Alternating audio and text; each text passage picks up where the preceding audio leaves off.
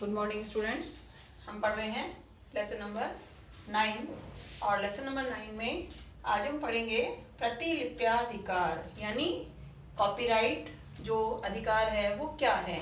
तो कॉपीराइट मैंने इससे पहले भी जब आपको टॉपिक पढ़ाया था तो मैंने आपको बताया था कॉपीराइट का मतलब होता है कि किसी भी व्यक्ति के द्वारा लिखी गई कोई भी चीज़ जो है उसको अगर उसने अपने नाम से रजिस्टर्ड करवा लिया है, जैसे मैंने कहा था नाटक है या गीत है या कोई कविता है या कोई नॉवल है, अगर उसने उसको लिख करके अपने नाम से रजिस्टर्ड करा लिया है तो कोई दूसरा व्यक्ति जो है वो उस चीज़ का प्रयोग नहीं कर सकता जब तक कि वो उससे इजाज़त ना ले ले।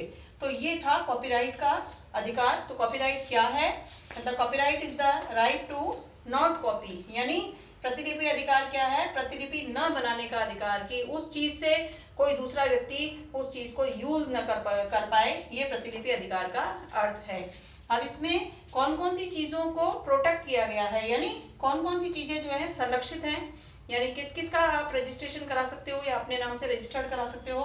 तो सबसे पहले है साहित्यिक कार्य। साहित्य का मतलब होता है कविताएं, छंद, अलंकार या आपके जो भी नाटक वगैरह हैं उससे संबंधित साहित्य कार्य जो है उसको आप अपने नाम से रजिस्टर्ड करा सकते हो, यानी प्रतिलिपि अधिकार प्राप्त कर सकते हो।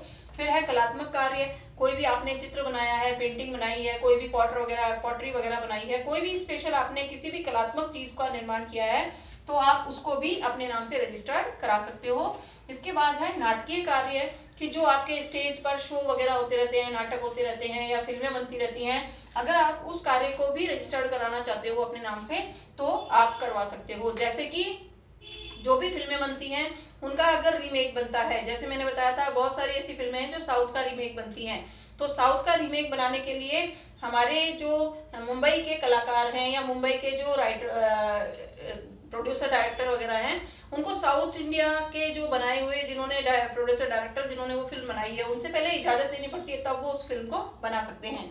तो ये 3 प्रकार के कार्य इसमें संरक्षित किए गए हैं। साहित्य मतलब लिखने से संबंधित कि कोई भी चीज लिखी गई हो, कलात्मक का मतलब कोई भी चीज बनाई गई हो कलात्मक तरीके से, या नाटक, फिल्म वगैरह, ये 3 चीजें जो हैं ये प्रतिलिपि अधिकार के अंतर्गत आती हैं। कोई भी व्यक्ति अपने नाम से बना करके इनको रजिस्टर्ड करा सकता है और तब जब रजिस्टर्ड हो जाती है तो वो कोई भी दूसरा व्यक्ति उसको अपने नाम से नहीं यूज कर सकता या उसका अधिकार प्राप्त नहीं कर सकता या उसकी प्रतिलिपि, फोटोकॉपी जैसी कोई भी चीज नहीं बना सकता। इसके बाद सेकंड है आपके व्यापार चिन्ह। ये मैंने पहले भी आपको बताया है कि बहुत सारे जो कंपनीज हैं उनके एक महत्वपूर्ण जो है वो व्यापार चिन्ह होते हैं, लोगो होते हैं जो उन कंपनियों की पहचान होते हैं। जैसे मैंने कल भी बताया आपको कि एप्पल कंपनी का जो लोगो है वो आधा खाया हुआ एप्पल है, जिसको देखते ही हम समझ में आ जाते हैं कि ये एप्पल कंपनी है। तो ये जो होते हैं ये व्यापार चिन्ह कहलाते हैं। अब इनमें कोई शब्द भी हो सकता है या कोई नाम भी हो सकता है, जैसे जियो अगर लिखा जाता है तो जियो कैसे लिखा जा रहा है, या कोई प्रतीक सिंबल भी हो सकता है। ये कोई भी शब्द जो पहचान के रूप में है ये व्यापार चिन्ह कहलाते हैं और ये पहचान का कार्य करते हैं, यानी उस प्रोडक्ट की पहचान कैसे करें उसकी पहचान का कार्य जो है व्यापार चिन्ह करते हैं। इसके बाद ये जो व्यापार चिन्ह है ये 2 प्रकार के होते हैं। एक तो होते हैं परंपरागत व्यापार चिन्ह, यानी जो पुराने समय से चले आ रहे हैं, जिनको हम ज्यादातर देखते सुनते आ रहे हैं। तो कोई शब्द हो सकता है, कोई रंग संयोजन यानी कोई कलर का कॉम्बिनेशन जो है वो अगर उन्होंने यूज कर रखा हो तो उस कलर कॉम्बिनेशन को कोई दूसरा यूज नहीं कर सकता।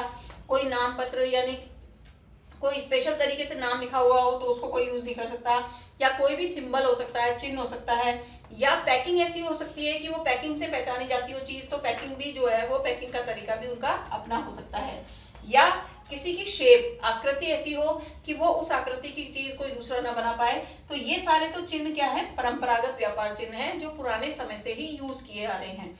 लेकिन जो गैर परंपरागत व्यापार चिन्ह है वो पुराने समय से यूज नहीं किए आ रहे, जो नए हैं, अब जो नए हमारे सामने आ रहे हैं वो व्यापार चिन्ह है जो नए तरीके के होते हैं, जिनमें आप ध्वनि चिन्ह ये कहो कि किसी में कोई ऐसा म्यूजिक है जिस म्यूजिक से उसकी पहचान है तो पता चलता है कि भाई ये म्यूजिक जो है वो उस व्यक्ति का है। इसके बाद होता है गत्यात्मक चिन्ह, यानी कि डायनामिक मार्क, कोई डायनामिक मार्क, कोई उनकी स्पेशलिटी हो किसी न किसी सब तरीके में, तो वो चिन्ह जो होते हैं वो गैर परंपरागत व्यापार चिन्ह कहलाते हैं।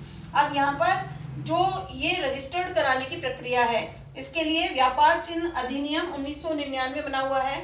अगर कोई व्यक्ति अपने किसी भी चिन्ह को, अपनी किसी भी आकृति को, शब्द को या किसी भी चीज को रजिस्टर्ड कराना चाहता है अपने नाम से, तो वो आपके व्यापार चिन्ह अधिनियम 1999 के आधार पर उसको रजिस्टर्ड करवा सकता है। लेकिन ये रजिस्ट्रेशन जो है वो अनिवार्य नहीं है, जिसकी इच्छा हो वो कराए, जिसकी इच्छा नहीं हो वो ना कराए। यानी ये जो रजिस्ट्रेशन है ये अपनी इच्छा पर निर्भर है, अनिवार्य नहीं है। इसके लिए एक वेबसाइट दी हुई है http://www.ipindia.nic.in। ये एक वेबसाइट है इंडियन ट्रेडमार्क रजिस्ट्री के लिए, कि अगर आप इस ट्रेडमार्क की रजिस्ट्री ऑनलाइन करवाना चाहते हो तो ये वेबसाइट दी हुई है। तो इस वेबसाइट से भी कोई भी व्यक्ति अपनी चीजों को रजिस्टर करवा सकता है। तो ये हमारा जो था, ये 2 टॉपिक हमने इसमें कवर करे, प्रतिलिपि अधिकार और व्यापार चिन्ह। इसके आगे का टॉपिक हम अगले लेक्चर में पढ़ेंगे।